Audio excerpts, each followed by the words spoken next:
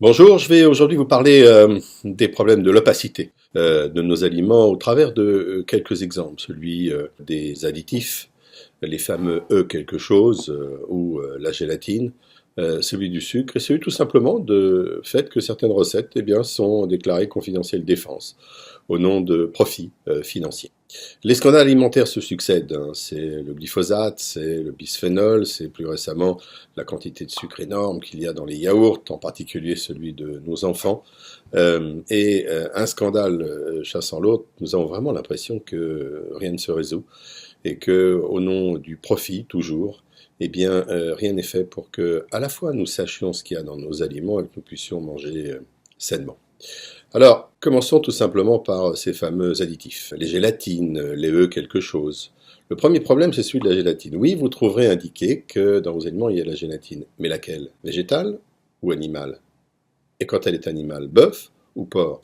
Saviez-vous que dans votre Yoplait à 0%, il y a de la gélatine de bœuf? Saviez-vous que dans ces oursons les plus fameux et les chamallows, il y a de la gélatine, mais de porc? Cela devrait clairement être indiqué. Les additifs, c'est une jungle.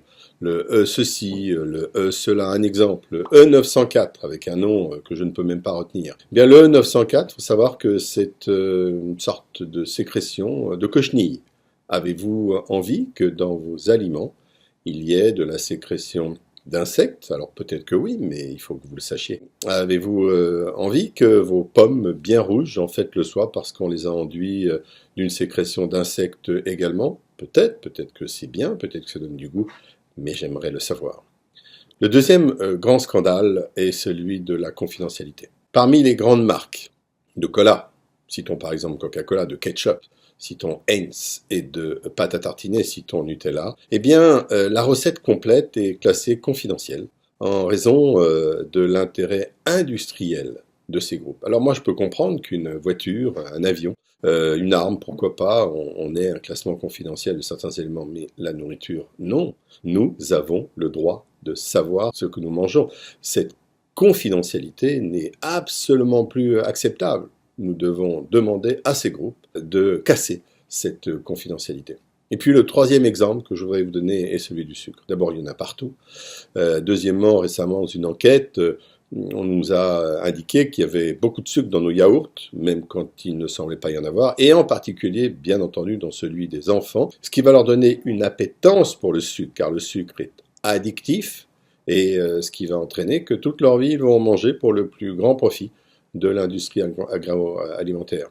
Et puis, au-delà de ça, c'est incompréhensible. Est-ce que vous savez la différence entre du glucose, du saccharose, un hydrate de carbone? Est-ce que vous savez ce que cela signifie de remplacer dans une confiture en particulier le glucose par du fructose?